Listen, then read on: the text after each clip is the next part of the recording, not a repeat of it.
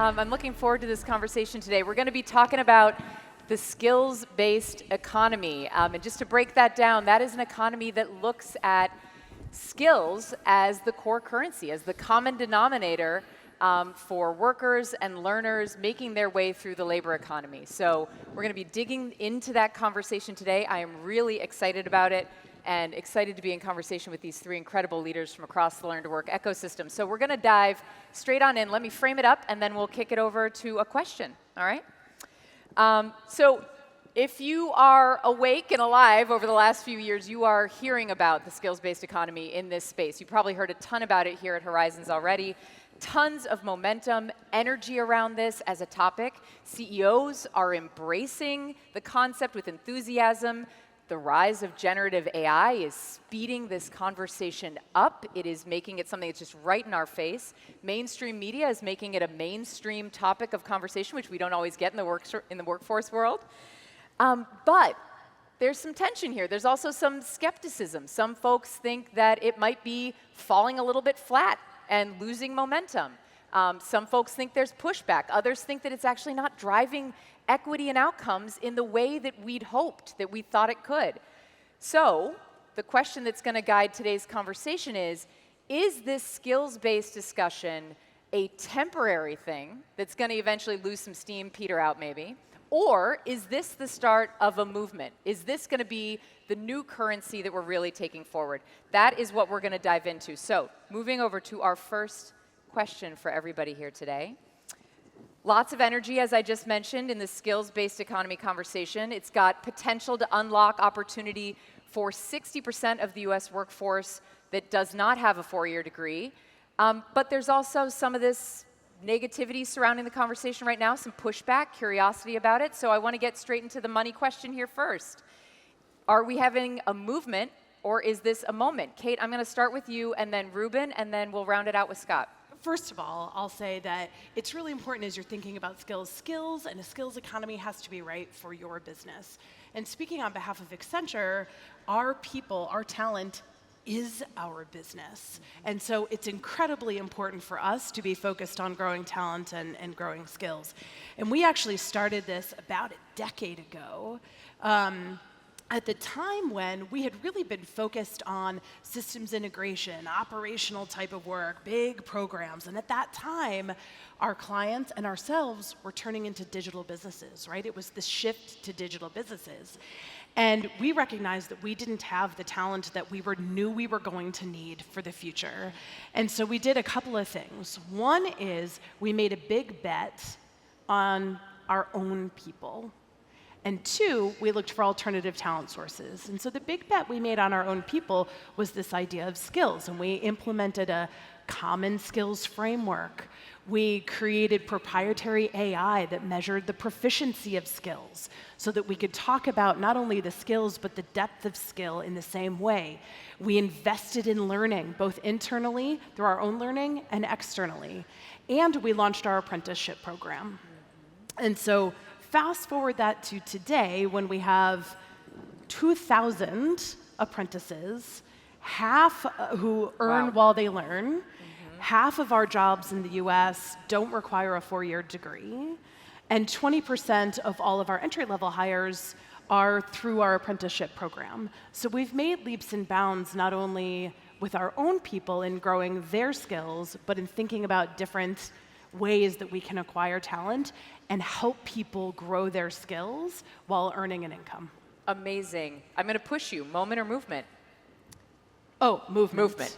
Excellent. Movement. It's a decade. It's a movement.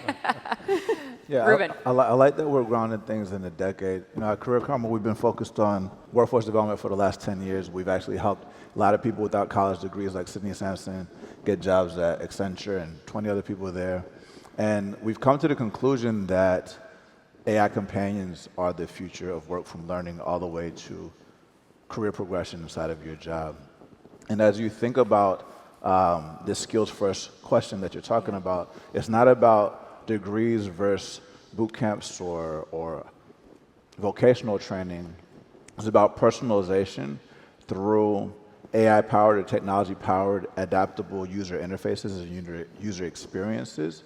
And it's going to be very interesting to see where things go from here. And so when I think about the skills first versus being a moment or a movement, I would say it is not a movement yet. I think Accenture is one of the few people that are putting numbers up. And I think it's the beginning of where things are going to go. And I'm excited to see other people that follow their example. Thanks, Ruben. Yeah, I think Ruben actually positions that really well. I will say it is the beginning of that. If you follow the normal technology adoption life cycle, I think we're certainly in the early adopters of it, meaning I don't think it's 2.5% of the 160 million people in the US workforce that are currently being hired on the basis of skills, but we'll soon, I think, move into that kind of growing adoption phase. But I do also offer that it is a matter of necessity. At a very macro level, there are two simple forces I'd just like to highlight. One is our workforce is not growing. We're going to be pretty stable in terms of the number of individuals that participate in the workforce, yet the actual knowledge, skill, and ability that's required in the jobs of the future are going to require a significant advancement of our know-how, our capability, meaning the shelf life of the skills that all of you have and I have today are certainly shortening, such that the 160 to 165 million, maybe 170 million people that are going to be in the workforce, you're going to be needing to upskill quite a bit of them. And guess what? Like you said, the 60% that don't have a degree are not going to go back and get a degree to get activated into that workforce. The currency that's going to make that happen is skills. Wow. All right. So. Well, so a lot of the pushback that we're getting from folks who don't believe that we're in the beginning of or in a movement is that the distance between proclamation and action, right? Easy for a CEO to say, I want to be a skills-first company, much harder to do it in practice. Accenture is one of the few companies really leading the way on this right now. So I'm curious, what needs to happen after the CEO makes that proclamation to successfully transition to be a skills-based employer? Yeah, well, it certainly starts with the tone from the top, right? And our CEO is a very vocal advocate for skills and leads with skilling herself. I mean, she posts on her own learning board, so everyone in the company can follow what she's learning, right? And she talks all the time, even at management meetings, we start with a learning moment, right? So it's about that culture and the tone from the top of learning. Yeah. The other thing I'll say is collaboration, right? The power of us. You have to collaborate, right, with NGOs. Love it. Bring it back to the logo, the motto, yes. But with NGOs, with educational institutions, with different industries, for us partnering with our clients, we often go and create programs together with our clients. So collaboration is key. Common language around skills. We have 750,000 people who work for Accenture. We have to talk about it the same way, right? We have to talk about it. We have to know what the proficiencies are, and we have to do that the same way. We're a global firm with people working at multiple different clients, so having a common language around skills is really important. And then embedding it into all of the processes. Recruiting, right? Recruiting skills-based.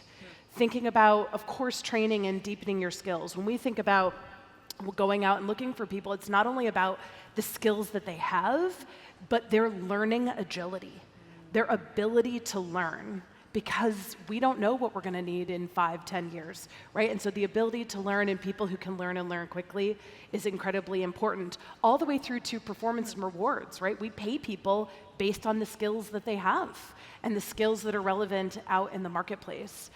And then the last I'll say is about change, right? You have to bring your employees along, your people along the journey, and they have to know what's in it for them, not only while they're working at Accenture or any other company, but what it means to them even if they should choose to go somewhere else, right? We believe we want to leave our people net better off, whether they work for us or go work for someone else. Fascinating. And I'm curious, I hear a lot about the culture that is needed, and I'm hearing a lot around a learning culture coming straight from the top, which is amazing. But how do you get that down to the hiring manager, where we often feel like that is really the front line of where this decision gets made? There's a certain amount that you can just do with technology, but then it's oftentimes a human decision at the end of the day. What have you all done about that? It is. Well, and that's where it has to be that last piece, that change journey. And those hiring managers have to know what's in it for them. And one of the things that we found is as we hire people with learning agility and we use skills as the common currency, we can be more agile. And that hiring manager cares about hiring people in that can get them to work quickly and produce for their client. And so in order to be more agile, that's what's in it for them. We can get them the skills they need to go work on their project and serve their client more quickly. Right, great. Well, in an ideal world, this has incredible promise for people, but I'm curious, to make this really stick and sustainable, it also has to be good for business at the end of the day. So Scott, to you, I'm curious, have you thought at all about the ROI of a skills-based approach? What are the benefits outside of, you know, what we see as some of the benefits for people? Yeah, certainly I do think that employers have. They know that one of their biggest costs, particularly with respect to talent or humans, is the fact that if you have a high vacancy rate, you actually have a direct impact on your productivity and output as an organization. If you have high turnover, it dramatically increases your costs of actually maintaining and developing your workforce. If these are issues that every employer is actually dealing with, such that we track it very closely. Even WGU is a 9,000 employee institution. It's like, we track very closely how well we're actually attracting the talent and developing the talent that are needed in that workforce. There absolutely is an ROI. I will say that you're likelier as an employer that if you have those jobs for which you very clearly articulated the skills or the knowledge and the competencies that are needed in it, and that's all you state as the requirements, and you don't say, oh, degree preferred or degree optional even. Like, if you don't say anything, you just list those things, you'll actually also get a huge ROI because you'll dramatically diversify the population of the candidates that you're actually applying for those roles too. So it'll increase your ability to truly advance equity within your culture, within your workforce, everything else, because it's much more fair and consistent across everything that it doesn't actually matter where you acquired your knowledge, skill, and ability. What matters is that you're competent in those skills and ability, and that's a huge ROI. We've certainly seen that organizations that have more of a diverse and an active kind of workforce, a highly engaged workforce, they are much more productive in producing the products and the services and advancing their growth, everything else, than organizations who aren't. It just kind of comes back to something that we all know, which is humans are in fact your most vital and most impactful contribution to your organization's ability to thrive. And if you undermine your effort to invest in that by not moving to skills-based, that's on your organization. Yeah. I just want to echo one other thing too that Kate actually referenced, is that the biggest challenge is, I would argue, a cultural one, meaning that all of us sitting in this room too are also some of the biggest barriers to shifting away from credit hour and degree-based, et cetera, within traditional higher education, because we're the ones who had that experience and we value that experience more than something new. And so even hiring managers sometimes default to, well, the person has a bachelor's degree. Right, there you go. And so next thing you know, if you looked at the percentage of individuals who are filling roles that are skills-based, you may still have a disproportionate number that have a degree, that you aren't yet actually truly seeing the skills-based hiring. Mm-hmm. Good point. Ruben, there's a lot of promise around diversity, equity, inclusion outcomes with a skills-based approach, but some folks criticize this as being window dressing. So I'm curious, from your perspective, what do you see as actually needing to happen to make a skills-first approach genuinely supportive of diversity, equity, and inclusion? I mean, I think it's important to be honest that most of the skills-first and corporate diversity initiatives have been centered on conversation versus action. And I think that it's going to be important for us to start thinking about action-driven things that can actually drive the things that we've been talking about for the last decade. I think we're facing an education crisis right now. $21 billion in 2021 going into ed tech has gone down to $3 billion now.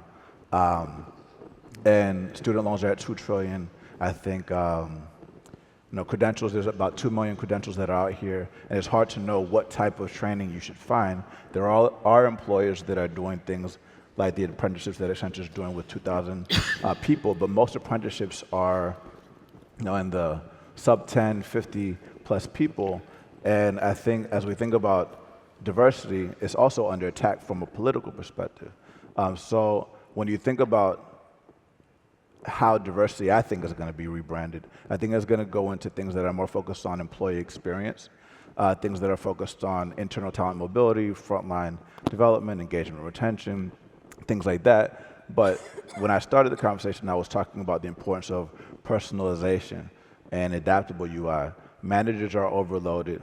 HR is also overloaded. And I think as education companies that may be underfunded right now that have to retool and were able to raise a lot of money during 2021, if they're able to embrace the power of AI and partner with employers to create personalized, career-driven nudges, kind of like Duolingos for everybody, for any use case, that's going to actually help address a lot of the diversity, equity, inclusion initiatives and drive this skills-first moment into a movement. All right. It wouldn't be a good conversation today without some talk about generative AI, so let's go ahead and move to that. And I know it's something that everyone up here has been thinking a little bit about. Some are talking about the discussion around Gen AI and skills as being just on a path of convergence, and really the two accelerating one another. Kate, I'm curious from your experience at Accenture, what you're seeing. What are your thoughts on this? Are these two things inextricably linked? So I guess a couple of things. I mean, Gen AI is the single most impactful thing to work since the agricultural and industrial revolution. And so when I think about the link to skills, every company is going to be affected by this. The work will change, and therefore the workforce will change, and therefore the skills that you need for that workforce will change. And it will look really different. So things like critical thinking, decision making, right? That is going to become far more relevant for everyone, even at entry-level roles. Things like operational tasks, redundant tasks, that will become far less relevant. And so the ability to understand where Gen AI will affect your company, where it will then free up capacity, right, for those tasks that will become more, or I should say less relevant, and then taking that capacity and understanding the skills that they need in order to take either jobs that exist today or new jobs that will be created. Whether that be those critical thinking jobs or the ability to interpret data, or a job that we don't even know exists today. And I also think it's interesting to think about how Gen AI is changing the way that we look at, we assess talent, we manage talent pipelines and all of that. Does anyone else have anything they want to throw in on the topic? Certainly there's three things maybe. One is if you're not already considering as an employer, Gen AI certainly is an incredible tool to allow you to surface on a skills base all the candidates that are likely relevant to the jobs that you're recruiting for. And it requires no effort on the part of the individual that's likely going to have the skills you need for the job, meaning that they already have a digital footprint that exists out there, very likely have a LinkedIn profile, certainly may have a digital resume that exists out there too. The Gen AI can now actually, with your skills-based or taxonomy around your roles, can utilize that as a huge input to say, all right, I now want to start sourcing individuals, not actually having them apply, but reaching out to them and say, I'm encouraging you to apply because I actually think you have the skills that are needed for this job, and this is where it is, and this is how much it pays, and this is what it provides for you, et cetera.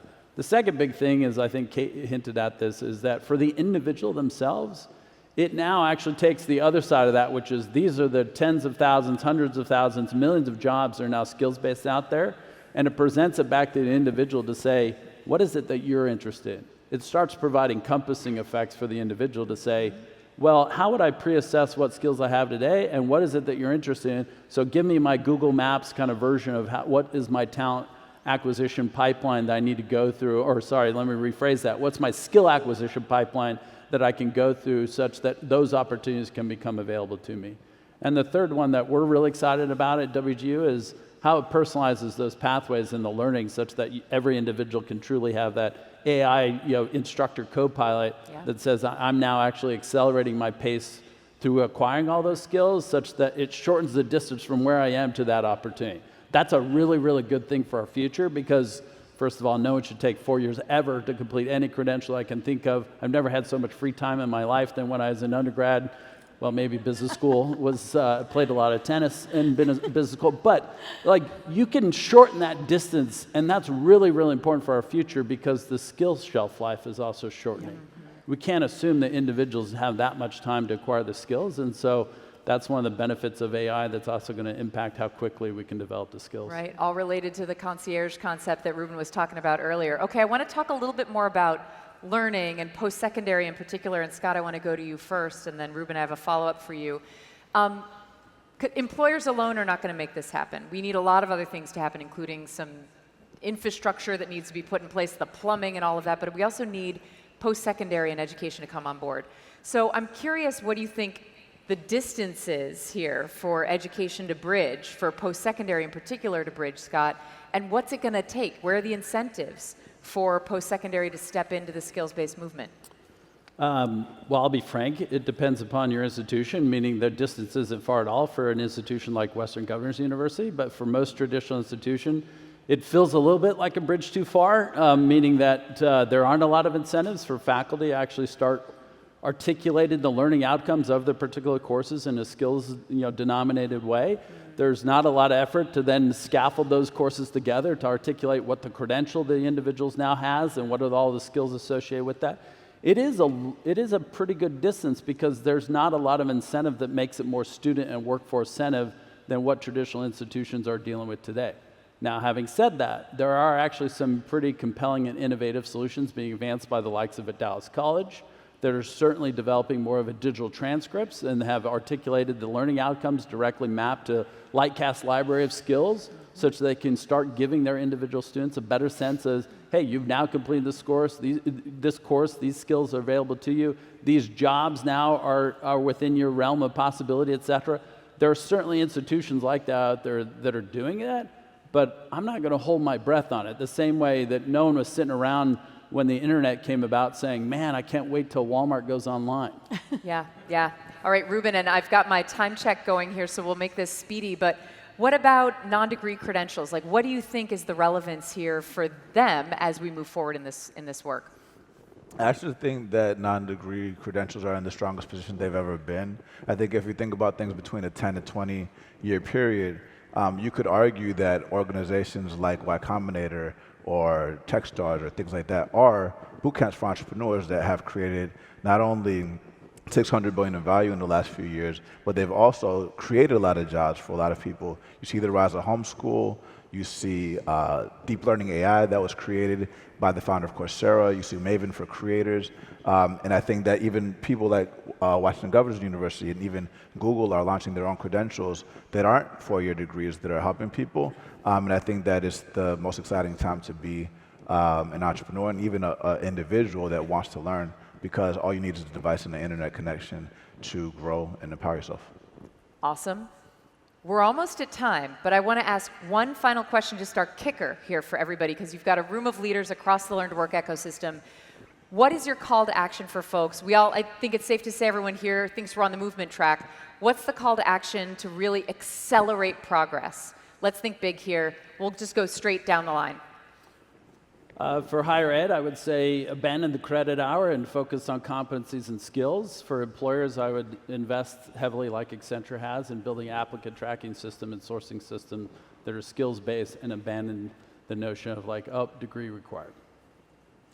So I'll say two things. Yeah. One is we just recently published some research that basically said that 94% of people believe they are ready. They are ready to be skilled. They are ready for the future. Yet only 5% of organizations, again, not me. I was going to say, that's quite the tickle. It's like, wow. But only 5% of organizations are actively investing in skilling. And so I guess my call to action is, if you're an employer, trust your people. Trust your people are ready to go, that they want to go, and that we need to invest in learning. And my second would be really around the culture.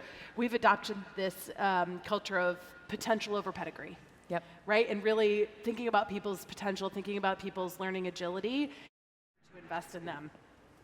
Yep. Ruben, let's see if it stops now. I mean, we'll see, because it could be me. Yeah, I would just say transition from talk to action. I think it's an important time to invent right now and recognize that whatever you do may not work the first time. Embrace AI as a co-intelligence, not just something that you use to get answers to questions, kind of how you would use Google. Think about how it could be proactive, how it could check in on your people, and try things in Q3, Q4. Really do something that you could demonstrate and come to Horizons next year, and talk about what you did versus what you want to do.